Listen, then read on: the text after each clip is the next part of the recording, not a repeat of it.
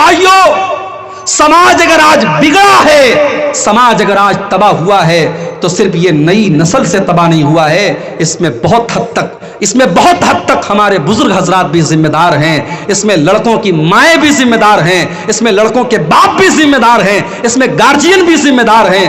صرف لڑکے ہی لالچی نہیں ہوتے، لڑکوں کے ماں باپ بھی لالچی ہوتے ہیں، اور جہیز کی لالچ میں آپ کے علاقے میں یہاں تک مجھے لوگوں نے بتایا کہ شیخ صاحب، جہیز کا لالچ اس قدر پیدا ہو چکا ہے کہ شادی ہوتی ہے، لڑکے نے پیسہ بھی لے لیا، ٹو ویلر بھی لے لیا، پھر کہیں اور سے رشتہ آنے لگا، کوئی بیچ کا دلال اور آ گیا کہ فلاں کی لڑکی ہے، بڑا پیسے والی پارٹی ہے، بڑا مال ملے گا، اس کو طلاق دے کر کے اس سے شادی کر لیتا ہے تاکہ وہاں سے الگ پیسہ اینٹھے۔ میرے بھائیوں، ہم نے شادی بیاہ کو بھی ہم نے سودے بازی بنا دیا، ہم نے لڑکے اور لڑکیوں کو ایک طریقے سے شادی کے موقع پر ہم نے ان کا دھندا کرنا شروع کر دیا۔ ارے ہم سے اچھے تو وہ لوگ ہیں جو اپنی بیٹیوں کو جا کر کے بیچ دیتے ہیں بازار میں اور اس کی قیمت کھا جاتے ہیں۔ اگر ہم نے جہیز کے اس چلن کو نہیں روکا، اس کا مطلب یہ ہوا کہ ہم اپنے بیٹے اور بیٹیوں کی تجارت کر رہے ہیں۔ یہ جہیز یاد رکھیے، یہ تقریر کرنے سے ختم نہیں ہوگا، تقریر کرنے سے ختم نہیں ہوگا۔ یہ جہیز، یہ اجتماعی جرم ہے، یہ پورا سماج اس میں ملوث ہے۔ جب تک پورا سماج جاگروک نہیں ہوگا، ہم اور آپ جاگروک نہیں ہوں گے، تب تک یہ لعنت سماج سے نہیں ختم ہو سکتی ہے۔ آپ کے بھارت کے اندر روزانہ 19 لڑکیوں کا مرڈر ہوتا ہے جہیز کی وجہ سے۔ سال بھر کا ریشیو نکالنے کے بعد یہ گورنمنٹ آف انڈیا کی رپورٹ ہے کہ روزانہ 19 لڑکیاں جہیز کے لیے قتل کر دی جاتی ہیں یا آتم ہتیا کر لیتی ہیں۔ یعنی آپ سوچئے کہ تقریباً ہر گھنٹے کوئی نہ کوئی عورت اور کوئی نہ کوئی لڑکی اس جہیز کی بھیٹ چڑھ رہی ہے، پھر بھی ہماری آنکھیں نہیں کھل رہی ہے میرے بھائیوں، اور ہم اس جہیز جیسی لعنت کو اپنے سماج سے ختم نہیں کر رہے۔ میں اپنے نوجوان ساتھیوں سے کہنا چاہتا ہوں، اگر تم مرد ہو اور تمہارے اندر مردانگی ہے تو اپنی مردانگی کو آواز دو اور اپنی ماں سے جا کر کے صاف کہہ دو، اے میری پیاری امی جان، مجھے اپنے سسرال سے ملنے والی چارپائی نہیں چاہیے، میں چٹائی پر لیٹ لوں گا، جب میرے پاس چارپائی کا انتظام ہوگا میں چارپائی خرید لوں گا، لیکن میری مردانگی کو یہ برداشت نہیں ہے کہ میں سسرال سے ملنے والی چارپائی پر لیٹوں۔ میں چھوٹی موٹی الماری خرید کر کے اپنی بیوی کو دے دوں گا، لیکن سسرال سے الماری کے انتظار میں نہیں رہوں گا۔ میں اپنی سسرال سے ملنے والی فریز کا ٹھنڈا پانی نہیں پیوں گا، میں گھڑے کا پانی پی کر کے صبر کر لوں گا۔ جب میرے پاس طاقت ہوگی میں فریز خرید لوں گا، مگر میں اپنے سسر کی دی ہوئی ریفریجریٹر اور فریز کا انتظار نہیں کروں گا۔ یہ غیرت اور خودداری پیدا کرو میرے نوجوان ساتھیوں، اور اگر یہ خودداری اور غیرت مر چکی ہے تو مارکیٹ میں جاؤ اور چوڑی خرید کے 2-4 چوڑیاں تم پہنو۔ اگر جہیز کی یہ حرص اور لالچ اگر آپ کے اندر ہے تو یاد رکھو پھر آپ مرد نہیں ہیں، اس لیے کہ قرآن کیا کہتا ہے، الرجال قوامون علی النساء بما فضل اللہ بعضهم علی بعض۔ مرد عورت کے اوپر حاکم ہے، مرد کو اللہ تعالیٰ نے عورت کے اوپر حاکم بنایا، قوام بنایا، اس کا گارجین بنایا۔ کیوں بنایا؟ کیونکہ مرد خرچ کرتا ہے، مرد بیوی کا خرچ اٹھاتا ہے۔ جس مرد کو یہ انتظار ہو کہ میری بیوی 5 لاکھ روپیہ لائے گی تب میں شادی کروں گا، تو وہ مرد کہاں ہے؟ اس کو تو چوڑی پہن لینا چاہیے، کیونکہ قرآن کہہ رہا ہے کہ مرد تو وہ ہے جو اپنی بیوی کا خرچہ اٹھائے، جو اپنی بیوی کو کھلائے اور پلائے، اور اسی لیے اللہ نے مرد کو عورت کے اوپر حاکم بنایا ہے۔ اللہ نے مرد کو عورت سے زیادہ طاقتور بنایا ہے، وَبِمَا أَنفَقُوا مِنْ أَمْوَالِهِمْ، اور اللہ نے مرد کو حکم دیا ہے کہ تو اپنی بیوی کے اوپر خرچ کر، اپنی بیوی کے کپڑے کا، اس کے کھانے کا، اس کے رہنے کا تو انتظام کر۔ ہمارے یہاں شادی ہوتی ہے، لوگ سوال کرتے ہیں لڑکے سے، کیا کیا تجھے ملا جہیز میں؟ یہی پوچھتے ہیں نا، کیا کیا تجھے ملا، کتنا کیش ملا، 2 ویلر ملی کہ 4 ویلر ملی، فریج کتنے لیٹر والی ملی، الماری کیسی ملی، مسیری کیسے ملی؟ ہم لڑکوں سے سوال کرتے ہیں۔ آئیے ذرا نبی کے دور میں چلتے ہیں۔ اللہ کے نبی کے ایک صحابی عبد الرحمن ابن عوف رضی اللہ تعالیٰ عنہ مدینہ پہنچتے ہیں ہجرت کر کے، بالکل کنگال ہیں، خالی ہاتھ ہیں، ایک پیسہ بھی ان کی جیب میں نہیں ہے۔ اللہ کے نبی اپنے صحابہ کا بھائی چارہ کرتے ہیں، مکہ کے مہاجروں کا مدینہ کے انصاریوں کے ساتھ آپ بھائی چارہ کرتے ہیں۔ ہم تو اپنے سگے بھائی کی جائیداد اور اس کی پراپرٹی پر قبضہ کرنا چاہتے ہیں۔ ایک ایک فٹ زمین کے لیے، ایک ایک انچ زمین کے لیے بھائی بھائی میں مقدمہ چلتا ہے۔ ہمارے یہاں اللہ کے پیارے نبی صلی اللہ علیہ وسلم نے مدینہ کے انصاریوں اور مکہ کے مہاجروں کا بھائی چارہ کیا، کوئی رشتہ نہیں تھا، لیکن جب نبی نے ایک آواز میں کہہ دیا کہ یہ تمہارا بھائی ہے، اپنے سگے بھائی سے بڑھ کر کے انہوں نے اپنے مہاجر بھائی کو اس کا حق دیا۔ یہ مثال قائم کی صحابہ۔ حضرت عبد الرحمن ابن عوف کا بھائی چارہ اللہ کے نبی نے سعد ابن ربیع کے ساتھ کرایا۔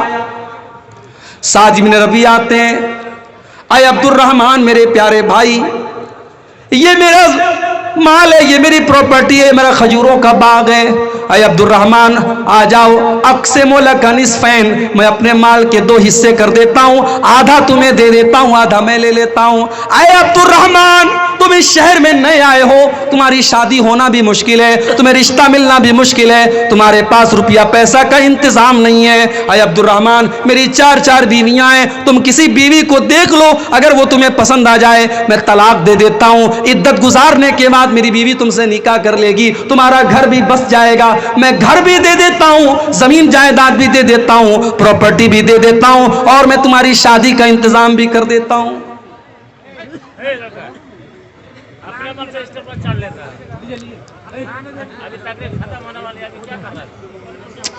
سوچئے میرے بھائی، نوکری بھی مل رہی ہے، چھوکری بھی مل رہی ہے، یہی تو 2 چیزیں آج بڑی امپورٹنٹ ہوتی ہیں۔ گھر بھی بس رہا ہے، زمین جائیداد بھی مل رہی ہے، لیکن عبد الرحمن ابن عوف بڑے خوددار آدمی تھے، انہوں نے کہا بارک اللہ لک فی اہلک و مالک۔ ارے یار یہ سب کام آپ لوگ پہلے کر لو بھائی، کیوں بار بار ڈسٹرب کرتے ہو؟ اب آخری 10 منٹ بچے ہیں، اس میں آپ لوگ ڈسٹرب کر رہے ہیں۔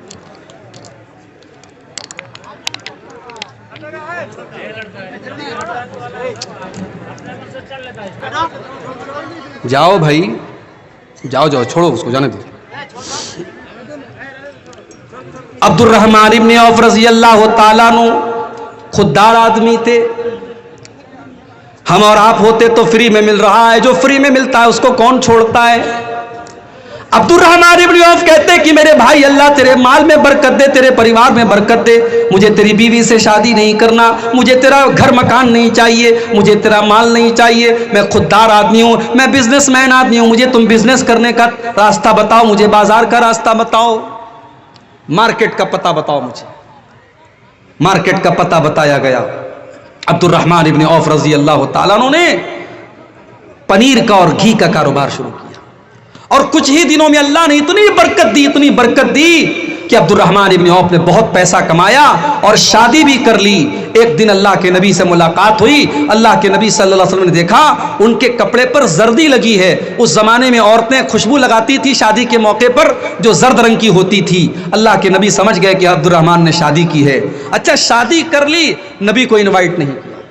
ہمارے یہاں اگر آپ شادی کر لیں اور مولوی صاحب کو، مسجد کے امام صاحب کو نہ بلائیں تو امام صاحب آپ کے خلاف جمعہ پڑھا دیں گے پورا، یہ ہم کچھ کو بلائے نہیں شادی میں۔ شادی کر لی، اللہ کے نبی کو پتہ بھی نہیں چلا۔ آپ نے پوچھا کہ شادی کیے ہو کیا؟ ہاں اللہ کے نبی میں نے شادی کیا۔ نبی نے اگلا سوال کیا کم سکتا؟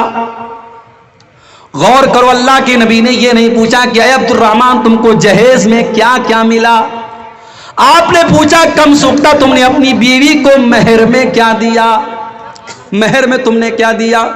کہا اے اللہ کے نبی زینت نواتم من ذابن، میں نے سونے کی کھجور کی گٹھلی کے برابر میں نے سونا اپنی بیوی کو دیا ہے۔ اللہ کے نبی سمجھ گئے کہ عبد الرحمن نے پیسہ کمایا ہے۔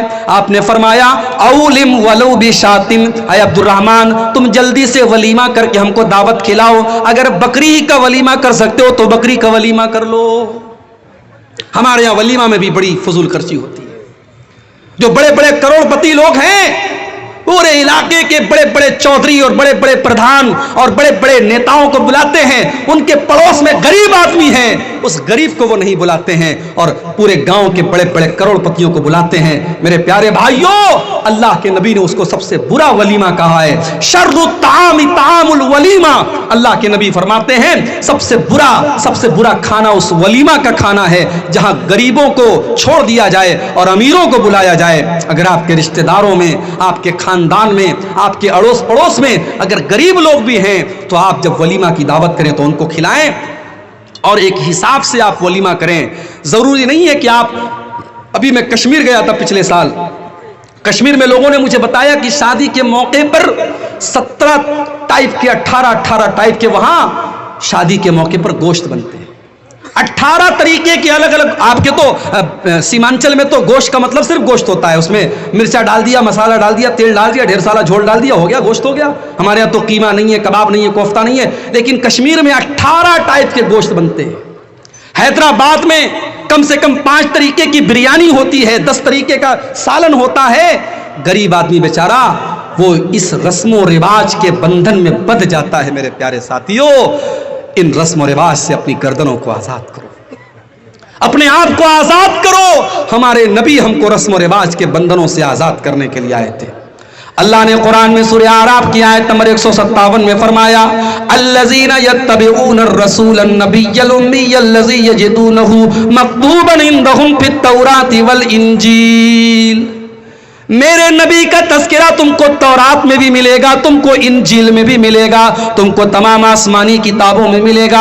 یامرہم بالمعروف، میرا نبی تم کو نیکیوں کا حکم دیتا ہے، وینہاہم عن المنکر، تم کو برائیوں سے روکتا ہے، ویحل لہم الطیبات، میرا نبی پاکیزہ چیزوں کو تمہارے لیے حلال کرتا ہے، ویحرم علیہم الخبائث، اور ناپاک چیزوں کو تمہارے لیے حرام کرتا ہے، ویضع عنہم اسرہم والاغلال التی کانت علیہم، اور میرا نبی تم کو رسم و رواج کے بندھنوں سے مکت کرتا ہے، آزاد کرتا ہے۔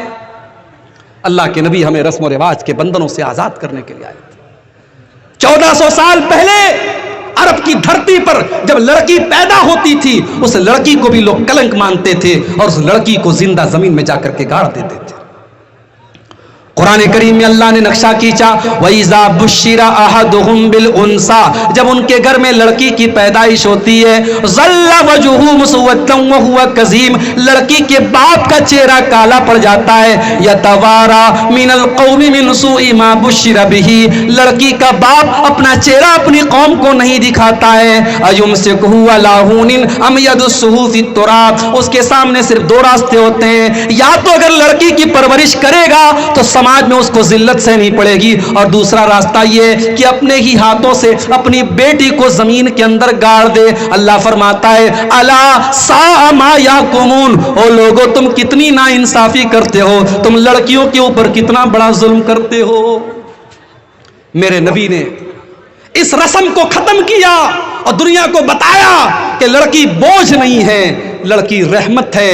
اور اللہ کے نبی نے فرمایا، من آلا جاریتین، جس کو اللہ تعالیٰ 2 لڑکیاں دے دے اور ان 2 لڑکیوں کی وہ صحیح طریقے سے پرورش کرے، حتیٰ تبلغا، یہاں تک کہ وہ دونوں لڑکیاں جوان ہو جائیں، بالغ ہو جائیں، ان کا سارا حق ادا کر دے۔ لڑکی کا حق کیا ہے؟ لڑکی کا حق صرف یہی نہیں ہے کہ آپ شادی کر دیں، لڑکی کا حق یہ بھی ہے کہ آپ کے مرنے کے بعد آپ کی پراپرٹی میں جو وراثت ہے وہ لڑکی کو ملے۔ اگر جہیز کو بند کر کے آپ یہ ماحول بنائیں، جہیز کا لین دین بند کر دیں، اور یہ ماحول اگر صرف شیرشاہ بادی برادری میں جانتا ہوں بڑی طاقت ہے، آپ کی برادری میں بڑی طاقت ہے، بڑی یونٹی ہے۔ میں کٹیہار سے لے کر کے ارریا اور کشن گنج اور ٹھاکر گنج تک کے پورے علاقے میں گیا ہوں، اور میں نے دیکھا ہے کہ بڑی یونٹی ہے اس برادری کے اندر۔ میرے بھائیو، اگر اس یونٹی کا آپ صحیح استعمال کریں، اگر یہ پوری برادری، اگر آپ کے علماء اور آپ کے جو قائدین ہیں شیرشاہ بادی ایسوسی ایشن کے جو ذمہ دار ہیں، اگر وہ یہ طے کر لیں کہ ہم اپنی شادیوں میں جہیز کا لین دین نہیں کریں گے، اور ہاں ہماری پراپرٹی میں جو حصہ ہماری بیٹی کا بنے گا ہماری وفات کے بعد وہ ہماری بیٹی کو دیا جائے، اگر یہ ماحول بھی آپ پیدا کریں تو میں سمجھتا ہوں کہ جہیز کا لین دین بند ہو سکتا ہے۔ اس لیے کہ جہیز ایک طرف غلط ہے، حرام ہے، ناجائز ہے، اور دوسری طرف لڑکی کا جو حق ہے پراپرٹی میں وہ اللہ نے بنایا ہے، آج اس سے ہم اور آپ اپنی بیٹیوں کو محروم کر دیتے ہیں۔ للرجال نصیب مما ترک الوالدان والاقربون وللنساء نصیب مما ترک الوالدان والاقربون۔ اللہ فرماتا ہے کہ جس طریقے سے اپنے ماں باپ کے ترکے میں لڑکے کا حصہ ہے، اسی طریقے سے اپنے ماں باپ کے ترکے میں لڑکیوں کا بھی حصہ ہے۔ آپ کی بیٹی کا جو حق بنتا ہے میرے پیارے ساتھیوں، وہ حق بھی اپنی بیٹی کو آپ کو دینا ہے۔ اگر آپ نے نہیں دیا یا اپنے بچوں کو وصیت نہیں کی تو کل قیامت کے دن ہماری اور آپ کی گردن پکڑی جائے گی۔ اللہ کے نبی فرماتے ہیں جس نے 2 بیٹیوں کی پرورش کی اور وہ بیٹیاں جوان ہو گئیں اور اس کی شادی کر دی اس نے، اللہ کے نبی کہتے ہیں جاء یوم القیامت انا وہوا کہاتین، قیامت کے دن وہ اس حال میں آئے گا جیسے یہ دونوں انگلیاں ایک دوسرے کے ساتھ سٹی ہوئی ہیں، یہ دونوں انگلیاں ایک دوسرے کے ساتھ جڑی ہوئی ہیں۔ کل قیامت کے دن 2 لڑکیوں کا باپ جس نے اپنی لڑکیوں کی صحیح پرورش کی تھی وہ کل قیامت کے دن اس حال میں آئے گا۔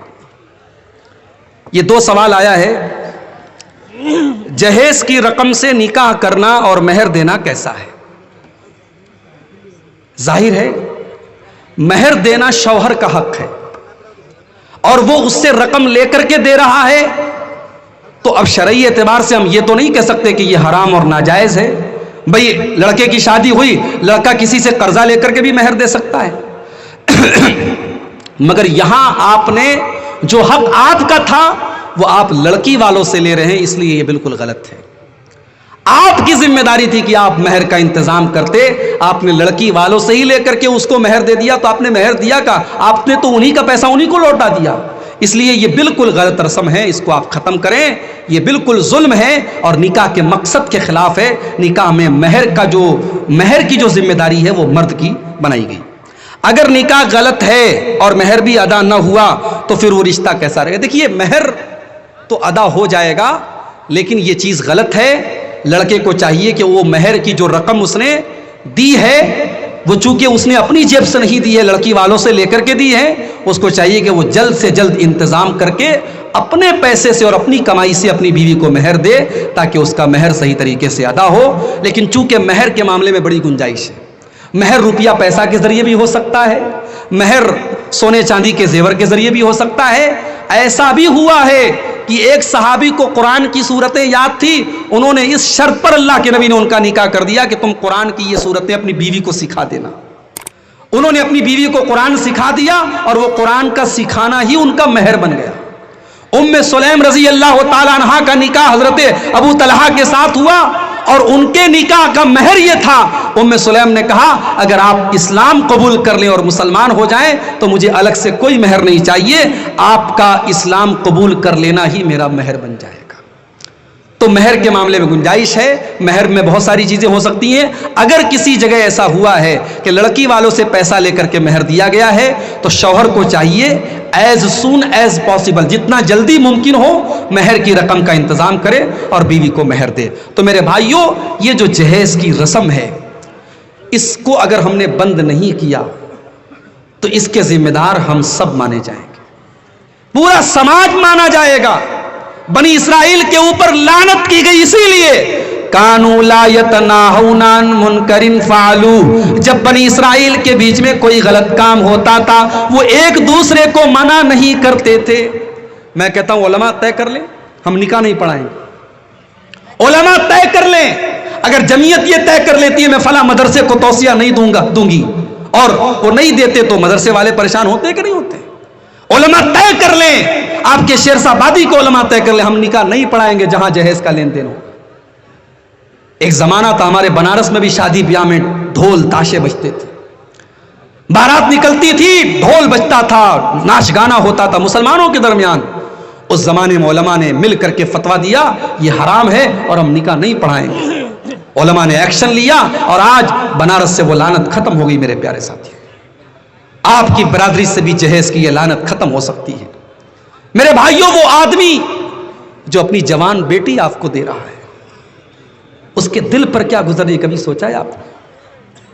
کہنے کو تو لڑکی کی شادی خوشی کا دن ہے، لڑکی کی شادی ہو رہی ہے، لڑکی کا باپ دعوت کھلا رہا ہے لوگوں کو، مگر کبھی اس لڑکی کے باپ کے دل سے جا کے پوچھو جس بیٹی کو اس نے محبتوں سے پالا تھا، اس لڑکی کی آنکھوں میں کبھی آنسو نہیں آنے دیا، جس کو پڑھایا لکھایا، جس کی ہر ڈیمانڈ کو پورا کیا، آج اس لڑکی کو اللہ کا نام لے کر کے تمہارے حوالے کر رہا ہے۔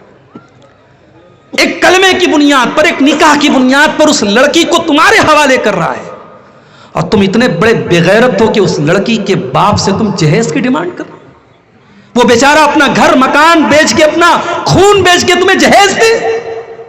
میرے بھائی، اسلام کو چھوڑ دو، قرآن کو چھوڑ دو، اپنی عقل سے سوچو، اپنی کامن سینس سے سوچو کہ جہیز کی ڈیمانڈ کرنے والا کتنا بڑا ظالم ہے، کتنا بڑا حیوان ہے، انسانیت سے گری ہوئی یہ حرکت ہے۔ اور ایک آخری واقعہ سنا کر کے بات ختم کر رہا ہوں۔ اس جہیز نے کتنے لوگوں کی جان لی ہے، بڑا مشہور واقعہ، اپنے تقریروں میں بھی سنا ہوگا۔ واقعہ یہ کتابوں میں لکھا ہے، اللہ عالم اس کی حقیقت کیا ہے، کوئی آتھینٹک پروف نہیں ہے، لیکن کتابوں میں یہ واقعہ درج ہے۔ چونکہ یہ واقعہ نبی کے تعلق سے نہیں ہے، صحابہ کے تعلق سے نہیں ہے، بعد کا واقعہ ہے، بیان کیا جا سکتا ہے۔ ہندوستان کا اردو زبان کا بہت بڑا مشہور شاعر گزرا ہے، میر تقی میر۔ اس کی سیرت نگاروں نے، اس کی زندگی کے بارے میں لکھنے والوں نے، اس کی لائف سٹوری لکھنے والوں نے لکھا، میر تقی میر کی ایک بیٹی تھی، بڑی خوبصورت تھی، پڑھی لکھی تھی، بڑا لاڈ پیار سے پالا تھا اس نے۔ رشتہ تلاش کر رہا تھا، رشتے جتنے مل رہے تھے سب میں جہیز کی ڈیمانڈ ہو رہی تھی۔ ایک رشتہ ملا، رشتہ اچھا تھا، جہیز کی لمبی چوڑی ڈیمانڈ تھی۔ میر تقی میر نے مجبور ہو کر کے کہا ٹھیک ہے، ہم آپ کی ساری ڈیمانڈ پوری کریں گے۔ رشتہ طے ہو گیا، شادی کی تاریخ پڑ گئی۔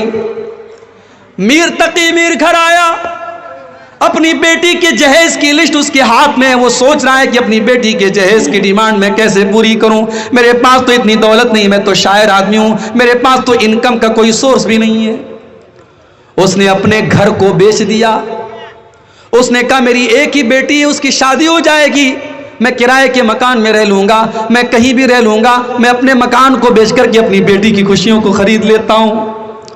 اس نے مکان کو بیچ دیا، بیٹی کو خبر لگنے نہیں دی، اپنے مکان کا سودا کر لیا، اور مکان جس کو بیچا تھا اس سے یہ طے کر لیا کہ جب تک میری بیٹی کی شادی نہیں ہو جاتی تب تک میں مکان خالی نہیں کروں گا۔ سودا طے ہو گیا، خریدار نے اس کو پیسے بھی دے دیے، اس نے بیٹی کے جہیز کا سارا انتظام کر لیا۔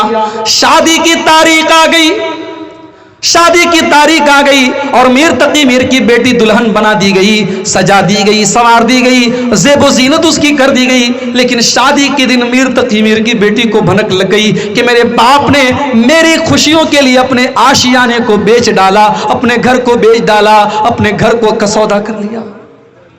میر تقی میر کی بیٹی کے دل پر چوٹ لگی، اور ہر بیٹی کے دل پر چوٹ لگتی ہے جس بیٹی کو یہ پتا چلتا ہے کہ میرے باپ نے میرے جہیز کو پورا کرنے کے لیے قرضہ لیا ہے، بینک سے لون لیا ہے، لوگوں سے قرضہ لیا ہے، اس بیٹی کے دل کو چوٹ لگتی ہے میرے بھائی۔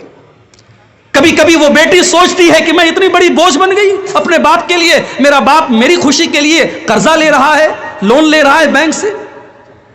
میر تقی میر کی بیٹی کے دل کو چوٹ لگی، اس نے باپ کے سامنے ظاہر نہیں ہونے دیا، لیکن شادی ہو رہی ہے، شادی کی خوشیوں کا ماحول ہے، لیکن اندر سے وہ بیچاری کھل رہی ہے، اس کا دماغ ٹینشن میں ہے، اس کا دل اضطراب میں ہے کہ میرے باپ نے میری خوشیوں کے لیے اپنا گھر بیچ ڈالا۔ میر تقی میر کی بیٹی کی شادی ہو گئی، سسرال لائی گئی، اپنے شوہر کے کمرے میں پہنچائی گئی۔ شادی کی پہلی رات ہے، شب زفاف ہے، سہاگ رات ہے، خوشیوں کی رات ہے، لیکن میر تقی میر کی بیٹی کے دل اور دماغ میں ٹینشن چل رہی ہے۔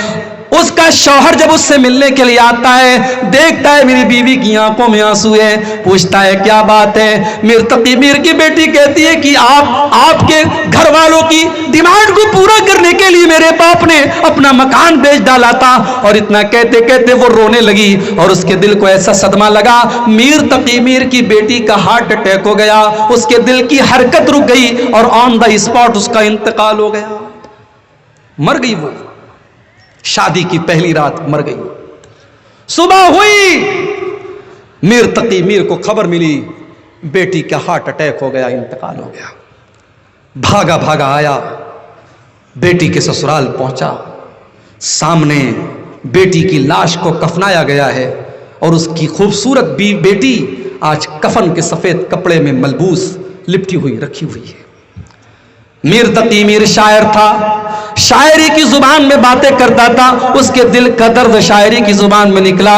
اس نے بیٹی کی لاش کو دیکھ کر کے کہا، اب آیا ہے آرام جاں، اب آیا ہے آرام جاں، خیال اس نامرادی میں، اب آیا ہے آرام جاں، خیال اس نامرادی میں، کفن دینا تجھے بھولے تھے ہم تیری شادی میں۔ میری بیٹی، تیرا باپ ایک چیز دینا تجھے بھول گیا، اس نے کفن تجھے نہیں دیا تھا۔ اگر کفن دیا ہوتا تو آج تیرے جسم کے اوپر یہ کفن کا کپڑا تیرے سسرال کا نہ ہوتا، تیرے باپ کا دیا گیا ہوتا۔ آج تیرے باپ کو احساس ہو رہا ہے اس نے تیری شادی میں سب تو دیا لیکن تیرے کفن کا کپڑا نہیں دیا۔ میرے پیارے ساتھیوں، نہ جانے کتنی بیٹیاں آج اس انجام کو پہنچ رہی ہیں جو میر تقی میر کی بیٹی کا انجام ہوا۔ اللہ کے واسطے میں اپنے نوجوانوں سے کہنا چاہتا ہوں، شادی کا دن انسان کی زندگی کا بڑا امپورٹنٹ دن ہے میرے بھائی۔ اس دن کو حرام چیزوں سے پاک کر دو، ناچ گانے سے پاک کر دو۔ یہ بارات کی ڈیمانڈ بھئی ایک چیز ہوتی ہے، لڑکی کا باپ اپنی خوشی سے کہتا چلو بھئی ٹھیک ہے آپ 20 لوگوں کو لے کے آ جانا، ہم دعوت کھلا دیں گے۔ حالانکہ اس سے بھی بچنا چاہیے، اسلام نے لڑکی کے باپ کے اوپر کوئی بوجھ نہیں ڈالا ہے، لیکن چلو لڑکی کا باپ اپنی خوشی سے کچھ لوگوں کو دعوت دے دے، الگ بات ہے۔ یہاں تو باقاعدہ صاف ڈیمانڈ ہوتی ہے ہم 200 لوگوں کو لے کر کے آئیں گے، اور بہترین گوشت ہونا چاہیے، ایک دم بھالو بہترین گوشت، چاول اور یہ اور وہ۔ اور ہمارے یہاں تو کہیں کہیں بارات میں جو ہے وہ باقاعدہ کھانے کے پہلے ناشتہ چلتا ہے، پٹاری میں جو ہے وہ میٹھا ہونا چاہیے اور یہ اور وہ ہونا چاہیے۔ میرے بھائی، آپ لڑکی کے باپ کے اوپر جس کے اوپر اسلام نے، اللہ نے، رسول نے کوئی بوجھ نہیں ڈالا، آپ اس کے اوپر یہ بوجھ ڈال رہے ہیں۔ کل قیامت دن اللہ آپ سے سوال کرے گا، آپ نے ناجائز طریقے سے اس کو دبایا ہے اور اس کے جیب سے پیسہ نکلوایا ہے اور اس کا خرچ کرانے کی کوشش کی ہے، اللہ کے اس کا حساب دینا پڑے۔ اللہ سے دعا ہے رب العالمین ہم سب کو اجتماعی طور پر اور خاص طور سے ہمارے نوجوانوں کو اللہ جہیز کی لعنت سے بچنے کی توفیق عطا فرمائے۔ اللہ ہمارے نوجوانوں کو بھی اور ان کے گارجین کو بھی، ان کے ماں باپ کو بھی سمجھ دے اور اتنی خودداری ان کے اندر پیدا کر دے کہ وہ بغیر جہیز کے شادی کریں۔ اور اللہ آپ کی اس پوری قوم، شیرشابادی قوم کو اس لعنت سے اللہ تعالیٰ پاک اور صاف کر دے۔ اللہ آج کے اس تبلیغی جلسے کی ہمارے بھائیوں کی محنت کو قبول کر لے۔ ابھی جلسہ انشاءاللہ دیر رات تک چلے گا، کافی علماء آپ کے سامنے بیٹھے ہیں۔ میں اس امید کے ساتھ یہاں سے جا رہا ہوں کہ آپ جلسے کا جو سکون ہے، وقار ہے، اس کو قائم رکھیں گے۔ ہمارے بڑے عزیز ہمارے جامعہ سلفیہ میں ہمارے ساتھیوں میں سے تھے، اس وقت وہ جامعہ سلفیہ میں استاذ ہیں، مولانا عبداللہ زبیر صاحب سلفی حفظہ اللہ، وہ بھی آئے ہیں، اور ابھی ہمارے بعد اور بھی علماء ہیں۔ آپ ان تمام علماء کا خطاب شوق سے سنیں، غور سے سنیں اور ایک پیغام لے کر کے یہاں سے جائیں۔ اللہ تعالی ہم سب کو کہنے سننے سے زیادہ عمل کی توفیق عطا فرمائے، آمین۔ وآخر دعوانا ان الحمد للہ رب العالمین، والسلام علیکم ورحمۃ اللہ وبرکاتہ۔